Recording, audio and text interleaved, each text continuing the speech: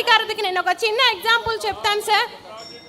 పసుపు కుంకుమం ఇవ్వడానికి వెళ్ళిన మమ్మల్ని జైలుకు పంపించారు sir Jaganmohan Reddy. Chalk piece పట్టిన చేతిని జైలు కమ్మీలు పట్టేలా చేశారు సార్. ఈ రోజు అది తలుచుకున్నా నాకు చాలా బాధగా అనిపిస్తుంది సార్. 2 చిన్న పిల్లలకి 9 నెలలు మా పాపకి 9 months బేబీ ఉన్న నన్ను జైలుకు పంపించారు. ఆ రోజు నేను ఏ తప్పు చేయలేదు. కానీ మీరిచ్చిన సైకిల్ నాకు ఒక స్ఫూర్తినిచ్చి నేను పీజీ చదువుకోగలిగాను సార్. ఆ రోజు లోకేష్ అన్న గారు మేమున్నామమ్మా జైలుకి వెళ్ళొచ్చిన తర్వాత చాలా ఫీల్ అయ్యాను సార్. నేను చదువుకున్న అమ్మాయిగా మేమున్నామన్న భరోసాని నాకు కల్పించడం ద్వారా ఈరోజు నేను ఎస్ఎస్ గవర్నమెంట్స్ని స్టార్ట్ చేసి 100 మంది మహిళలకు ఉపాధి కల్పిస్తున్నాను. మేము స్టిచ్ చేస్తున్నటువంటి షర్ట్ యుఎస్ యూకేకి మేము ట్రాన్స్పోర్ట్ చేస్తున్నాం సార్ ఈరోజు. ఇది సార్ మహిళా సాధికారత అంటే.